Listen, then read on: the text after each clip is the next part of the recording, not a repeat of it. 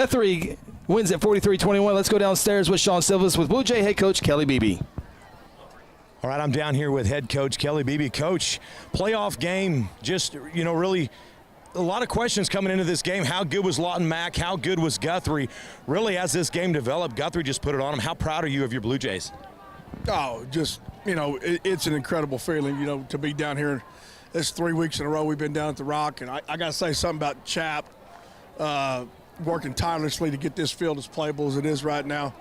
But, we talked to the kids all week about, our streak of home playoff wins. I think Rafe got beat by Altus after they beat Carl Albert that first year, and the kids were kind of like, that was already a state championship, So that tradition and pride that carried over from teams before us, and then we had these guys a year ago, and I was amazed they wound up in the 3 spot. After I saw them as sophomores a year ago, they had a 3-way tie in their district, wound back up over here, and I think this is probably the most competitive high-level 5A playoff game that we had tonight. I say it every week. I get a chance. The formula's still there for us. We're going to run the ball. We're going to get after the quarterback. We're going to try to tackle the receivers if they catch it, and win the special teams battle. And we won the penalty battle tonight too. So, being disciplined, being tough, go a long way in Guthrie. Yeah, so really probably the best game we've seen Guthrie play all year. Seems like every time you come out, the team's getting better. Offensively, Guthrie has just been moving the football all field. They punted on the first down, and it seemed like every possession after that, pretty much scoring every time. Game really came down to defense, and your defense really after the first quarter stepped up and just spent the rest of the night in the backfield, shut down the passing game because of it. Talk about that defense. What changes did you make in order to make that happen? Well, we were scrambling a little bit in the first quarter. Coach Wood and I have been together here for 21 years, and we got a little, back and forth on the headsets there for a minute and kind of figured out what they were trying to do with us. They were just watching us in our movements. And then obviously Jersey 2 for them, I think he's as good as Carl Albert's receivers. He's a matchup problem if you don't double him. So we had to play some games with, making them think we weren't doubling. Anyway, and then our defensive line, started getting some penetration. I think they wore down a little bit. They're big, heavy kids, when our guys are not. We're 200-pounders. We were able to get some pressure and affect the quarterback. We got a couple big shots on him, and then he got happy feet. They started rolling him out, and he was throwing the ball high.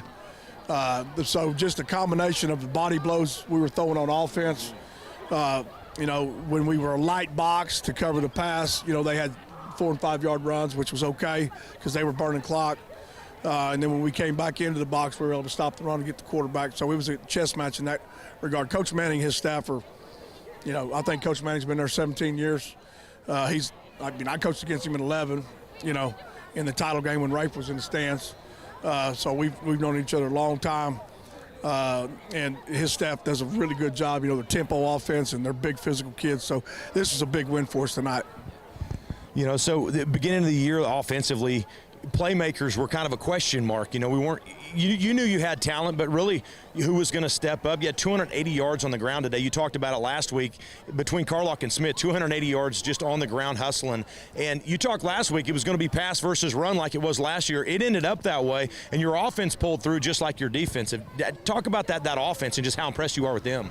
Well, we always rely on being able to run the football and keeping great offenses on the sideline as much as we can. You don't ever play great defense without a run game. Look at the old Nebraska. You know what I mean? That's why they were so great on defense, because they had the football for 40 minutes a game. So punting the ball, covering kicks, running the ball, all play into being a good defensive football team, and that's an overall staff strategy. We have our shot plays in. But for the offense to come out and get first downs, break some long runs. And really keep them in a situation where they have to throw the ball because they're behind the chains and behind on points. Makes them one-dimensional, and that's when you see us teeing off and bringing all that pressure to the quarterback. A lot of coaches struggle to have winning football seasons. A lot of coaches struggle to have winning careers. You've had over 100 wins now because of tonight. Just talk about that football career as of now and just how special that is to get 100 wins. Well, every bit of that goes to the assistant coaches and the players. You don't win games on the sideline. You win them with your kids on the field, and I've been very fortunate to be around great mentor coaches. You know, Ed Cruzan, who's passed away now, Jerry Brazil. You know, Rafe and I worked together before I got here, and then working with Rafe here for I guess 10 years before he went on. You know, and you take a little bit of everything from those guys, and then, you know, it was a lot harder to win, I guess, 16 games at Chisholm than it was to win 84 here. You know, this is a great football town, great community, great kids, you know. So if that's the case, then to be on this field tonight, you know, it's special. All right. So Booker T's leading 25-20 right now. There's three. Yeah. Just told me it was 20-19. Yeah, they just scored again. So there's how much time's left, guys? There's 3 minutes left to play. You know, thoughts on whoever it is. What's next week going to look like for the Blue Jays? All I'm going to tell you, and I know Phil will agree with me, that kick down at Booker T in 08 was good. You know what I'm saying? That kick at Booker T was good. I don't know much about either one of them. I know Kevin Jones really well. Coach Benson's the first-year head coach at Booker T. He's an alum. I know that Booker T's got 2 interior linemen defensively that are incredible. And I know that Collinville's got a great quarterback. Other than that, we haven't seen any film. In fact, when I get done with you guys, I'm going to go get on the phone.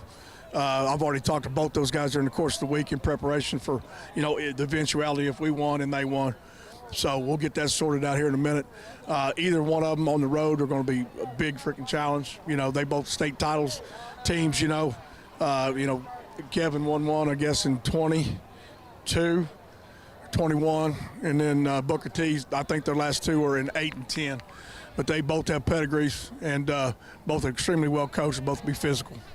All right, well, Coach, we won't take any more of your time. Thanks. Congratulations tonight. Guys, we'll go back to you. Thank you, Sean Silvas, and congratulations to Kelly Beebe again on his 100th career victory in his coaching career, and what a big one it was, as he's getting ready to get a big old hug now from his wife, Kelly Beebe. And Blue Jays win it 43-21 to move on to the second round of the playoffs. Will it be Collinsville? Will it be Booker T. Washington? We will have that before we go off the air. We hope to anyway. Take a time out. Come back with more here on the Terry Insure Group post-game show.